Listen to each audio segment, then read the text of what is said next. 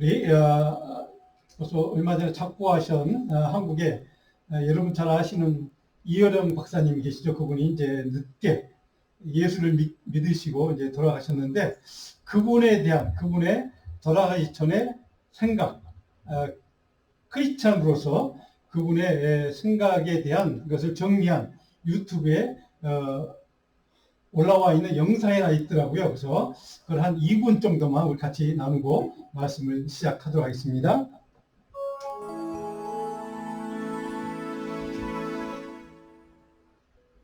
요즘 가상세계에 대한 관심이 아주 높아졌습니다. 인공지능, AI라는 단어가 이제는 오래된 개념처럼 느껴질 정도로 가상현실, 증강현실, 메타버스 등 숨가쁠 정도로 새로운 세계가 우리 앞에 연이어 펼쳐지고 있습니다. 도처에서 메타버스의 시대가 왔다는 소리가 터져나오고 가상화폐는 전통적 화폐 체계마저 허물어뜨리려 하고 있습니다. 우리 시대의 지성이라는 소리를 들은 이어령 박사는 일찍부터 가상현실과 기독교를 연결하는 이야기를 많이 했습니다. 그의 과거 강연 내용과 책을 보면 도대체 이어령의 창조적 생각이 미치지 못할 영역이 어디일까라는 생각마저 하게 됩니다. 이어령 박사는 접속, 즉 커넥트라는 관점에서 가상세계와 기독교를 연결합니다. 그에 따르면 종교는 영어로 릴리전이라고 하는데 그 어원을 보면 끊어진 것을 다시 잇는다는 뜻이기도 합니다. 그는 이렇게 말합니다. 종교란 신과 인간의 단절된 관계를 다시 잇는 것이라고 할 수 있습니다. 목사님들이 설교를 한다고 하지만 사실은 신도들과 하나님을 접속시키는 것이지요. 유목 생활을 하던 과거에야 목자가 양들을 몰고 오는 것처럼 하나님께 인도하는 것이었지만 인터넷 시대에는 신도들을 하나님께로 접속시켜야 하는 것이지요. 설교가 목사님들이 성도들을 마주보면서 일방적으로 들려주는 것이라면 이제는 목사님이 성도들과 같은 방향을 바라보면서 이들을 이끌어 스스로 하나님과 접속하도록 해야 합니다. 목사님의 설교를 듣고 목사님 설교 참 잘 들었습니다 하지 말고 오늘 접속이 참 잘 됐습니다 할렐루야 라고 하면 어떨까요? 컴퓨터의 아이디 창에 아이디와 비밀번호를 치면 가상현실의 사이버 세계로 접속되듯 목사님이 키보드, 마우스가 되어 예배 시간에 우리를 하나님 나라에 접속시키는 것이죠. 이어령 박사는 인터넷의 사이버 세계와 하늘나라와는 비슷한 속성이 많다면서 한번 찾아서 여러분들이 끝까지 한번 들어보시면 좀 도움이 될 것 같습니다. 우리 그리스도인들에게 있어서 예배, 또 기도의 삶이란 하나님과 접속하는 기회라고 하는 것을 이번에 저 생각을 통해 우리가 좀 배울 수가 있을 것 같습니다. 저는 저 영상을 이렇게 보면서 오늘 이 시대를 살아가는 우리 모든 그리스도인들 뿐만 아니라 모든 세상 사람들 전체가 하나님의 나라, 또 하나님의 은혜, 하나님의 용서하심, 또 하나님의 긍휼에 접속되는 믿음이 필요한 시대를 우리는 살아가고 있다 생각하게 됩니다. 특별히 오늘 우리가 같이 다루게 될 오늘 본문 말씀에 주어진 것처럼 기도 영성을 통해서 십자가에 용서하시는 하나님의 은총에 접속되는 삶이 우리 현대인들에게, 우리 모든 인간에게 필요하다는 사실을 깨닫게 됩니다. 마이클 리브스가 이와 관련된 말씀을 이렇게 남긴 글이 있습니다. 같이 한번 읽어볼까요? 기도하지 않는 것은 실제적인 무신론이며 하나님에 대한 믿음이 없음을 의미한다. 자, 신앙생활이란 이런 의미에서 기도를 통해 하나님의 응답을 받으며 살아가는 영적인 여정, 이것을 우리는 신앙생활 이렇게 표현할 수 있을 것 같습니다.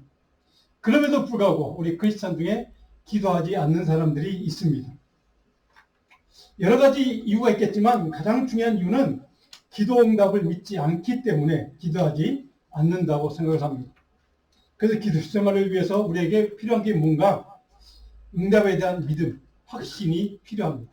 하나님이 반드시 기도에 대한 응답을 주신다는 주님의 응답에 대한 확신, 믿음. 하나님과의 끊임없는 영적인 대화를 우리가 기도라고 한다면 우리의 기도 영성을 다시 점검하고 또 기도의 삶을 다시 한번 우리가 결단하고 이 시대에 이 기도를 통해서 하나님과 어떻게 접속할 수 있는가. 오늘 우리 주님의 주기도문에 대한 가르침을 통해서 기도의 영성을 다시 한번 좀 배우는 기회가 됐으면 좋겠습니다. 오늘 이 본문의 이야기는 제자들이 주님께 기도에 대한 방법, 기도에 대한 내용 이런 것들을 가르쳐달라고 먼저 요청하는 것으로 이야기가 시작이 됩니다. 그래서 오늘 1절에 보니까 제자 중에 한 사람이 이렇게 얘기합니다. 주님, 세례 요한이 자기 제자들에게 기도를 가르치는 것을 우리가 들었는데 선생님, 주님도 우리에게 기도를 좀 가르쳐 주십시오. 이제 이런 요청이죠. 이제 그렇게 해서 시작된 본문의 이야기가 우리가 그 유명한 우리가 매일 이렇게 암송하는 주기도문이라고 하는 기도에 예수님이 가르쳐 주시는 내용입니다. 오늘 2절로 4절 본문의 이야기를 보면 저는 이 주기도문을 많은 목사님들이 또 다양하게 해석하고 또 설교도 하시고 말씀도 전하시면 저는 특별히 이 세 가지 관계성 회복을 위한 모델이다 라는 관점에서 저는 우리 주기도문을 같이 잠깐 생각해 보려고 합니다. 2절에 보시면 너희는 기도할 때 이렇게 기도하라 라고 시작하는 말씀, 그 다음에 어떻게 이어집니까? 아버지요.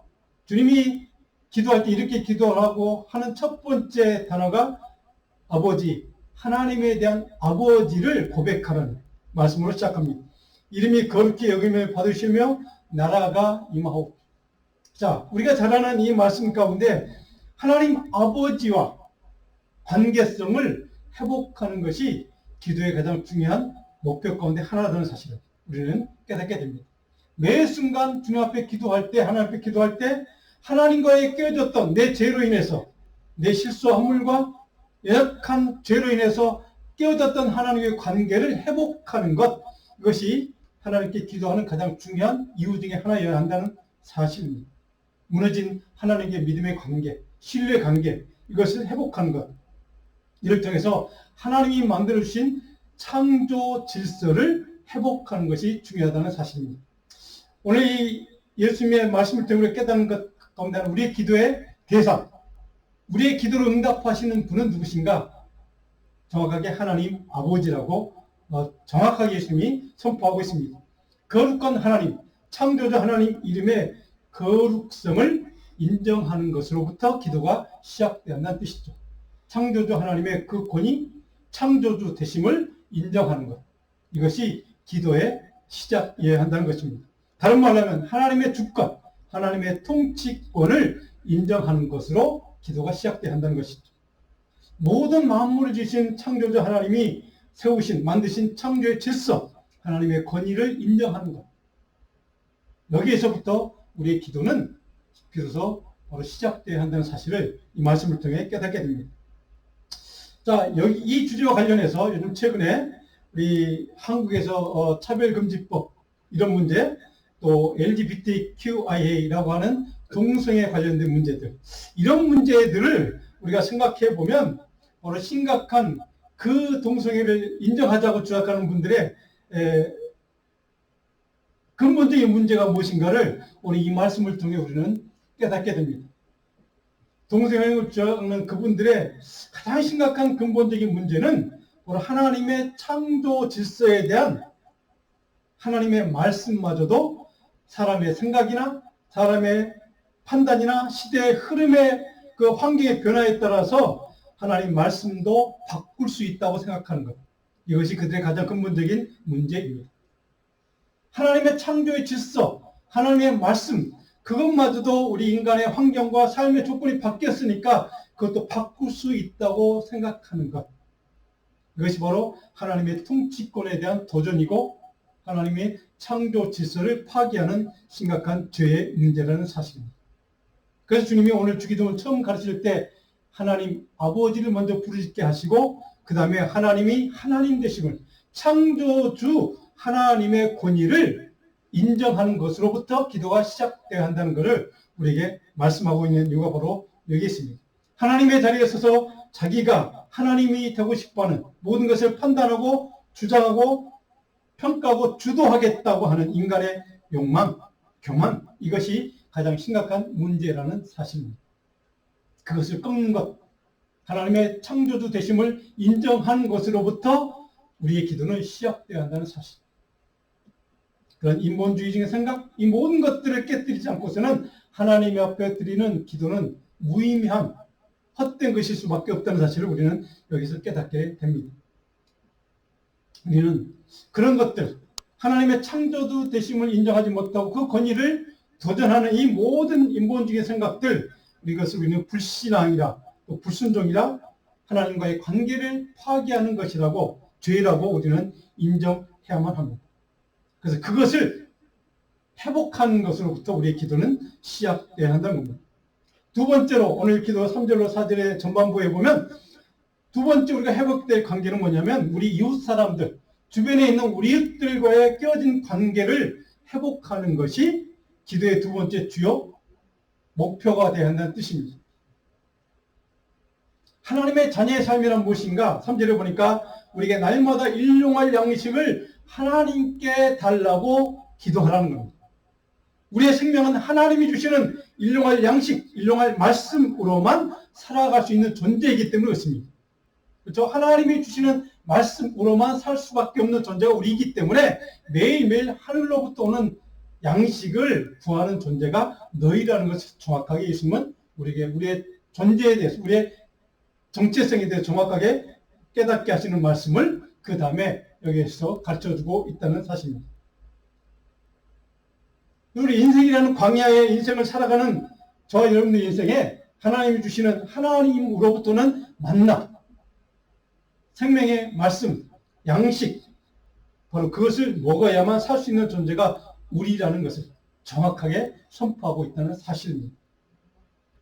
그 4절의 전반부에 보니까 또 중요한 가르침이 있습니다. 우리가 우리에게 죄 지은 모든 사람 용서하오니. 우리 이웃 사람들과 관계를 회복하는 것은 무엇으로부터 시작되는가? 용서로부터 시작된다는 겁니다. 그것이 기도의 두 번째 목표여야 한다는 것입니다. 이웃 사람과 깨어진 관계를 회복하는 것, 바로 이것이 기도의 두 번째 목적이 되어야 한다는 것. 그 이유가 무엇인가? 왜 그 깨어진 이웃과의 관계를 회복하는 것이 주요한 기도의 목표가 되어야 하는가? 왜 우리도, 나도 하나님으로부터, 아버지 하나님으로부터 십자가의 보혈의 은혜를 통해서 나도 죄를 용서받은 존재이기 때문입니다. 그래서 하나님, 주님께서 오늘 말씀에 이웃 사람들의 모든 것을 용서하고 품고 사랑으로 용납하라고 두 번째 것을 회복하라고 말씀하는 이유가 바로 여기 있습니다. 매일 이러한 양식을 얻기 위해 우리는 이 세상에 살아가면서 때로는 우리는 또 이웃과 싸우기도 하고 갈등하기도 하고 대립하기도 하고 또 그것 때문에 관계가 단절되기도 하고, 자, 이런 관계가 깨어진 것을 회복하는 것이 두 번째 기도에 대해 제목이다라고 정확하게 말씀하고 있습니다. 바로 그것이 하나님의 창조의 질서, 이 세상의 공동체를 만드신 하나님의 그 공동체 질서를 유지하는 길이기 때문에 그렇습니다. 그 공동체를 무너뜨리지 않고 세우는 바로 길이 무엇인가? 바로 용서의 삶이고 긍휼을 베푸는 삶이고 사랑을 나누는 삶이기 때문에 바로 이렇게 두 번째로 기도의 목표를 우리에게 제시해 주는 겁니다. 다른 말로 하면 이웃과의 관계, 다른 사람들의 관계, 다른 공동체의 관계에 있어서 갈등과 싸움과 전쟁이 아니라 사랑과 용서와 은혜를 베푸는 삶의 길을 선택하는 것이 하나님의 사람들이 선택하는 삶의 길, 삶의 지혜라고 하는 것입니다. 왜 이런 관계 회복이 필요한가? 왜 기도할 때 이런 관계를 먼저 회복하라고 주님이 기도를 가르치면서 이렇게 우리 가르쳐 주시는가? 바로 아버지 하나님께 우리도 나도 용서받은 존재이기 때문입니다. 용서받은 죄인의 모습으로 서기 위해서 하나님이 그 용서를 내게 베푸신 은혜는 너도 가서 그렇게 용서하는 삶을 살라고 말씀하기 때문에 바로 그렇게 말씀해 주고 있다는 사실을 오늘 이 주기도문은 우리에게 두 번째로 회복해야 될 관계를, 다른 이웃 사람들의 관계를 회복하는 것이 중요한 기도의 목표요, 가치여야 한다라고 말씀하고 있습니다. 자, 세 번째 우리가 회복해야 될 것, 기도를 통해서 회복될 관계는 무엇인가? 물질세계, 자연세계, 한마디로 얘기하면 돈에 대한 관계를 우리는 온전히 하나님의 창조 질서에 맞게 회복해야 한다는 뜻이기도 합니다. 그래서 4절에 보니까 후반절에 우리를 시험에 들게 하지 마시옵소서라고 기도하라고 가르칩니다. 왜 시험에 들지 말라고 했을까요? 그렇게 왜 기도하라고 명령할까요? 물질에 대한 소욕, 탐욕, 악한 욕망, 시험에 빠져서 우리가 자연 물질 세계를 숭배하거나 이런처럼, 그래서 우리는 마모니즘 그렇지 않습니까? 물질 우상화 시대를 살아가는 이 시대에 우리가 꼭 필요한 관계 회복이 바로 이겁니다. 물질과의 올바른 하나님이 만드신 창조 질서 관계를 회복해야만 합니다. 물질을 숭배하거나 물질을 탐하는 그 모든 욕망을 내려놓는 것.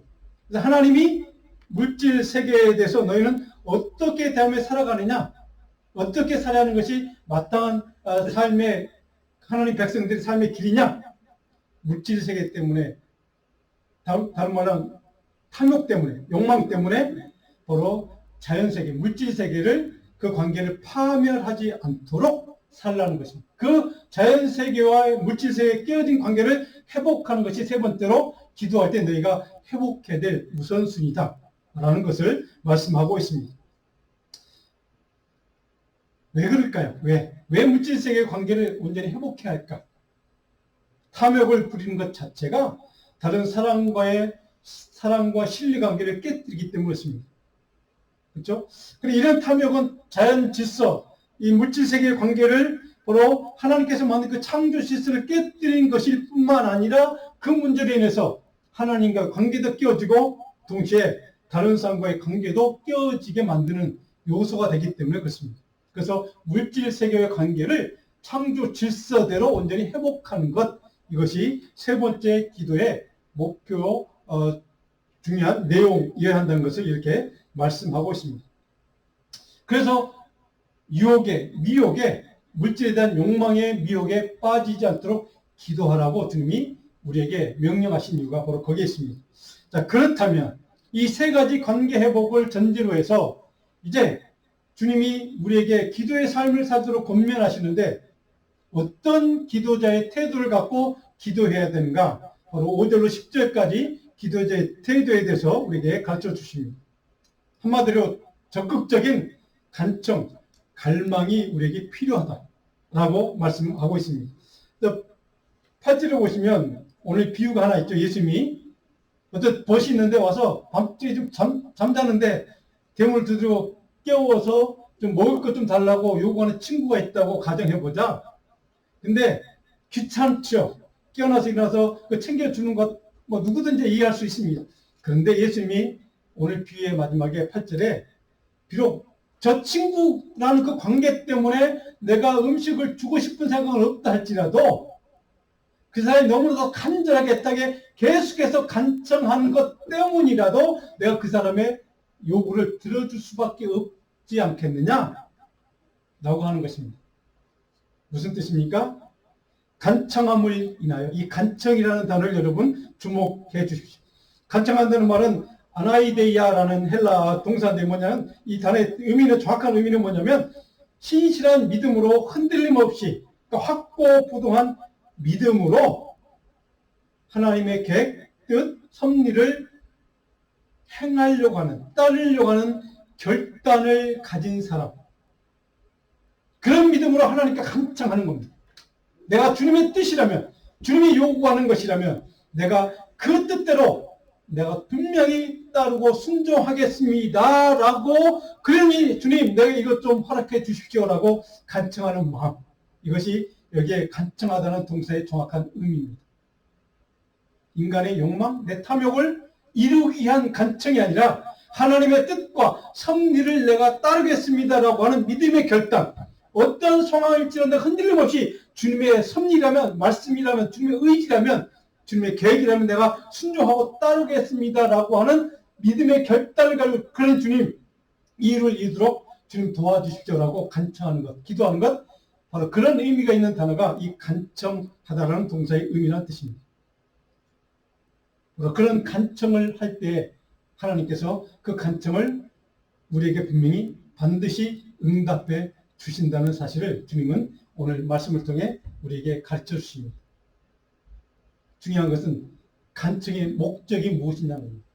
내 욕망과 내 탐욕을 이루기 위한 간청 강구가 아니라 하나님의 뜻과 계획과 섭리를 이루기 위한 수단으로서 이러한 기도와 요청과 내가 필요한 것들을 이룰 수 있도록 해달라고 주님의 은혜와 도움을 구하는 것, 이것이 간청 기도의 정확한 핵심이라는 사실입니다. 그래서 간청하는 사람은 하나님 앞에 서서 부끄러움이나 수치심에 내가 아무리 사람들이 욕을 먹더라도 바로 그것을 중도에 포기하지 않고 끝까지 당당하게 주님께 나와서 주님의 도움을 구할 수 있는 사람. 이것이 참된 간청하는 기도자의 태도라는 사실입니다. 왜?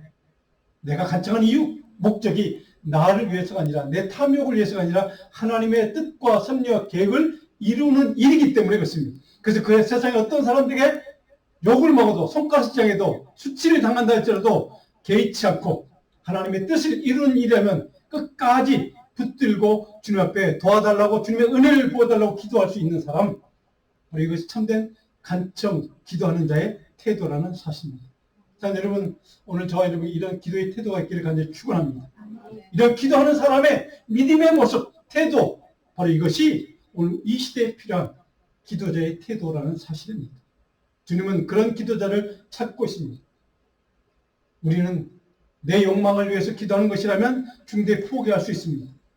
사람들이 손가락에 네가 좀 잘 살아보겠다고, 네가 좀 잘 돼보겠다고, 너 하나님 앞에 그렇게 끊임없이 기도하니? 라고 하는 그런 조롱을 당할 때 우리는 부끄러워서라도 중단하고 포기할 수밖에 없는 때가 있습니다.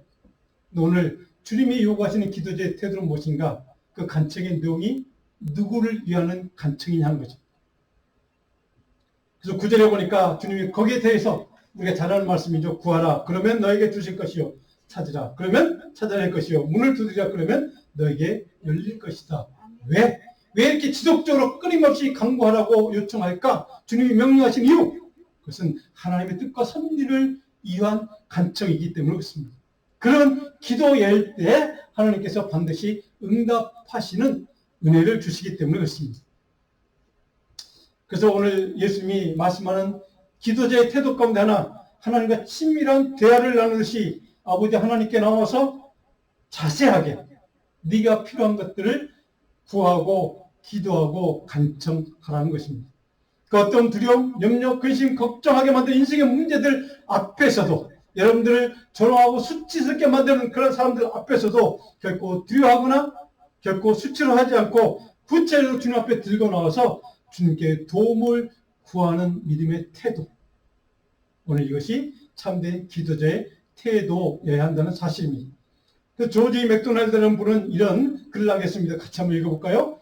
늘 기도하며 희망을 잃지 않는 그리스도인이라면 모든 기도가 원하는 대로 응답받는 것보다 하나님과 대화하는데 훨씬 더 가치를 둘 것이다. 이것이 기도의 궁극적인 목표이기 때문입니다. 아멘. 하나님과 세밀하게 친밀하게 교제하는 것, 대화를 나누는 것, 이것이 기도의 궁극적인 목표라는 사실입니다. 이것이 참된 기도자의 태도여야 한다는 사실입니다. 왜? 하나님은 우리와 대화, 교제하기를 원하시기 때문에 그렇습니다. 주님 앞에 나와서 기도하고 대화하고 교제하고 또 비록 작은 문제일지도 하나님 앞에 들고 나와서 하나님과 의논하고 하나님의 뜻을 구하고 하나님의 지혜를 구하고 하나님의 도움을 구하는 믿음의 태도, 이것이 바로 참된 기도자의 태도여야 한다는 사실입니다. 그래서 오늘 이 조지 맥도날드라는 분이 이런 글을 남긴 이유는 하나님과 대화하는 것이 더 큰 기도의 목표여야 한다는 사실. 사랑하는 여러분, 결론적으로 오늘 본문의 11절 13절에 예수님은 왜 이런 기도가 우리에게 필요한가, 이런 간청하는 기도가 필요한가, 그 이유를 아버지 하나님의 마음에서, 하나님 마음이 너희를 향한 아버지 하나님 마음이 이것이기 때문에 그렇게 간청하는 기도를, 그런 기도의 태도를 갖고 하라고 명령하신 이유가 바로 11절로 설명이 되어 있습니다. 그것은 바로 13절, 우리 같이 다시 한번 읽어볼까요? 마지막 절. 너희가 악할지라도 좋은 것을 자식에게 줄 줄 알거든 하물며 너희 하늘 아버지께서 구하는 자에게 성령을 주시지 않겠느냐.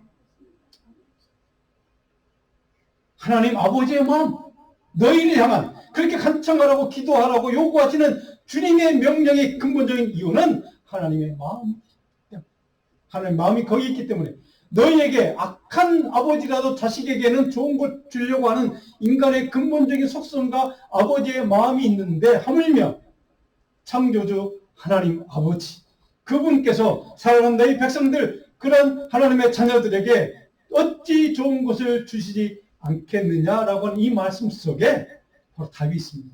하나님은 사랑하는 저와 여러분들에게, 그 백성들에게 가장 최고의 선을 주기를 원하시는 분이기 때문에 그렇습니다.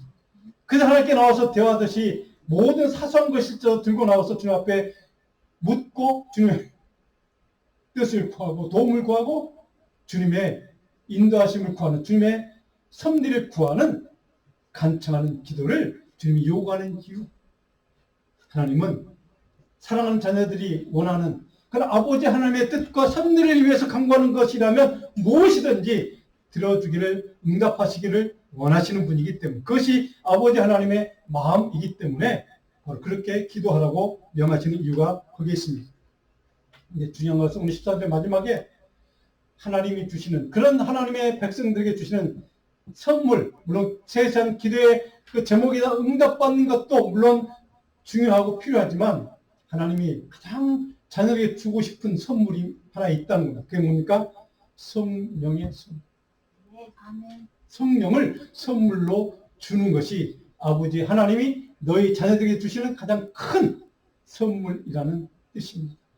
자, 여러분, 왜 주님은 여기에서 선물을 백성들, 자녀들에게 주기를 원하시는 것이 아버지의 마음, 뜻이라고 말씀하셨을까? 아버지 하나님의 은혜와 사랑과 긍휼을 갈망하고 기다리면 하나님께서 모든 것을 주시기 원하시는 그 아버지께서 그 모든 것을 다 가능케 하는 원동력, 힘, 그것 딱 한 가지 뭡니까? 성령의 능력을 너에게 주신다. 성령의 능력, 성령의 권능이 있으면 그 모든 기도에 대한 응답과 모든 너희들의 간구와 기도 요청, 이 모든 것들을 가능케 하는 근본적인 하나님의 근원적인 힘, 바로 이것이 성령님이기 때문에 그렇습니다. 그런 의미에서 오늘 저와 여러분들에게 이 성령의 은혜를 체험하는 것, 성령의 권능을 받는 것, 이것이 우리 신앙생활의 가장 중요한 바로 은혜요, 선물이라는 사실을 우리는 깨닫게 됩니다. 하나님의 용서의 은혜, 이 세상의 다양한 문제들 때문에 상처 입고 고통당하고 아픔을 당하는 질병으로 인해서 우리가 날마다 고통당하는 우리 인생들에게 우리의 마음과 영과 육신이 모든 질병이 치유되고 회복되는 능력의 근원, 바로 그것이 성령님의 은혜이기 때문에 그렇습니다. 그래서 하나님은, 바로 그 아버지 하나님은 우리에게, 그 자녀들에게 가장 최고의 선물 성령님을 주기 원하시는 그 이유, 바로 그 모든 것을 가능케 하는 근본적인 능력이 바로 그 성령의 은혜이기 때문에 그렇습니다. 사랑하는 여러분, 그래서 그 성령의 은혜를 통해 우리가 구원의 은혜를 체험하고 치유와 회복의 능력을 체험하는 그 모든 것들을 가능케 하는 이 선물, 바로 이것을 저 여러분들이 사모해야만 합니다. 그 성령의 권능을 사모하는 삶이 우리 그리스도의 삶이야 하고, 바로 그 은혜가 충만할 때 우리는 그 어떤 모든 아픔과 상처로부터 치유되고 회복될 수 있는 은혜를 경험할 수 있게 된다는 사실입니다. 세 번째로 우리가 또 기억해야 될 것, 구하는 자에게 반드시 응답하시는 하나님인 것을 우리는 기억해야만 합니다. 주님이 약속하셨습니다. 바로 이것이 성령의 능력으로 충만한 사람이 구하는 모든 기도의 요청, 간구는 반드시 응답하신다는 사실입니다. 그래서 선물의 이 가장 최고의 선물 성령을 주시기 원하는 이유가 바로 거기에 있습니다. 성령의 은혜로, 성령의 능력을 통해 구하는 모든 간구와 기도의 요청, 하나님 반드시 응답하시기 때문에 그렇습니다. 자, 여러분, 오늘 이 말씀에 하이라이트, 우리가 잊지 말아야 할 것이 있습니다. 기도의 삶에서 가장 중요한 핵심 한 가지가 있습니다. 기도란 아까 말씀드린 것처럼 하나님의 뜻에, 하나님의 섭리에, 하나님의 계획에 내 뜻과 내 생각을, 내 계획을 굴복하는 것입니다. 내 뜻과 내 생각이 있습니다. 내 계획도 있습니다. 그러나 기도란, 참된 기도자의 태도란 그럼에도 불구하고 하나님의 계획과 뜻에, 내 생각과 계획과 뜻을 순복하는 것, 이것이 참된 성령의 은혜를 입은 믿음의 사람의 기도의 태도라는 사실입니다. 이것이 가능해야 바로 그 사람이 드리는 모든 간구와 요청과 지속적인 끊임없는 기도를 하나님은 응답하시겠다는 약속을 우리에게 주신 것입니다. 그런 의미에서 참된 기도란 무엇인가? 하나님의 뜻에 내 뜻을 굽히는 것, 굴복하는 것, 주님의 뜻에 순복하는 것, 이런 믿음의 삶이, 이런 믿음의 훈련이 우리에게 필요합니다. 그래서 야고보서 1장 5절 7절에 보면 그릇된 기도, 잘못된 기도의 예를 이렇게 듭니다. 그래서 야고보서 1장 5장 8절에 이렇게 기록됐습니다. 제일 마지막에 무엇이든지 주께 얻기를 생각하지 말라. 그 사람은 두 마음을 품은 사람의 기도는 잘못된 기도자라는 것입니다. 내 생각과 내 계획, 동시에 하나님의 뜻과 계획까지 두 마음을 품고 하나님께 기도하는 것은 잘못된 것이라는 사실 우리는 이 말씀을 통해 깨닫게 됩니다. 오직 성령이 주시는 생각, 성령의 은혜를 통하여 하나님께 아뢰는 기도와 간구와 요청을 하나님이 응답하신다고 약속하신 이유는 바로 이것 때문입니다. 두 마음이 아니라 주님의 마음, 하나님의 마음, 성령의 생각을 품고 기도합니다. 이것이 우리에게 필요하다는 사실입니다. 이게 두 마음을 품는다는 말은 두 마음을 품으니까 우리는 갈등합니다. 그래서 혼돈에 빠집니다. 또 패닉 상태에 빠지죠. 갈팡질팡하는 겁니다. 그런 마음이 아니라 하나님의 말씀, 하나님의 생각, 하나님의 계획, 하나님의 뜻, 성령께서 주시는 생각을 품고 주님 앞에 기도하면 반드시 응답받을 수 있다는 사실. 이것을 우리가 기억하기를 간절히 소원합니다. 자, 마지막 결론적으로 기도에 있어 우리 가장 중요한 것, 두 마음을 품지 않고 오직 하나님의 성령께서 주시는 마음을 품는 것은 무엇인가? 오직 하나님을 찾는 겁니다. 하나님의 얼굴만을 구하는 겁니다. 우리에게 기도 응답하시는 그 기도의 열매에 대한 응답 받는 것, 바로 그것을 추구하는 삶이 아니라 그 기도를 응답하시는 그분, 하나님, 그분을 갈망하는 것, 그분의 얼굴을 구하는 삶이 참된 기도자의 삶이라는 사실. 이것이 참된 믿음의 태도요, 참된 신실한 성도가 가져야 될 기도의 태도, 기도의 영성이라는 사실을 오늘 이 주기도문을 통해 가르쳐 주시는 주님의 기도자의 태도에 대한 정확한, 분명한 바로 영성, 기도 영성입니다. 저는 우리가 기도 생활을 앞으로 물론 죽을 때까지 하면서 살아야 합니다. 그런데 중요한 것, 오늘 이 말씀을 통해 깨달은 것 놓치지 않고 기도하는 참된 기도자가 되기를 간절히 주님의 이름으로 축복합니다. 그래서 시편 51편 17절 말씀 같이 한번 해볼까요? 하나님께서 구하시는 제사는 상한 심령이라. 하나님이여 상하고 통회하는 마음을 주께서 멸시하지 아니하시리라. 주님이 원하는 마음, 기도자에게 원하는 마음, 상한 심령.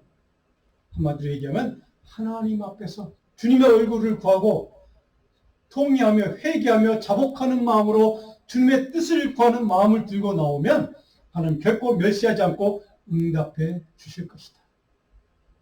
자, 여러분, 저와 여러분들에게 이런 은혜가 충만하길 축원합니다.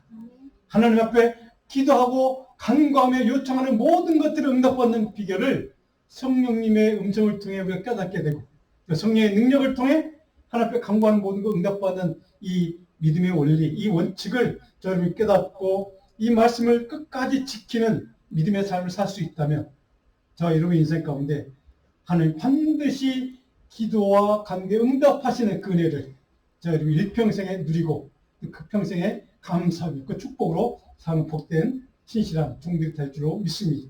이 믿음이 저와 여러분에게 날마다 충만하게 채워지는 은혜가 있길 간절히 다시 한번 축복하고 축원합니다.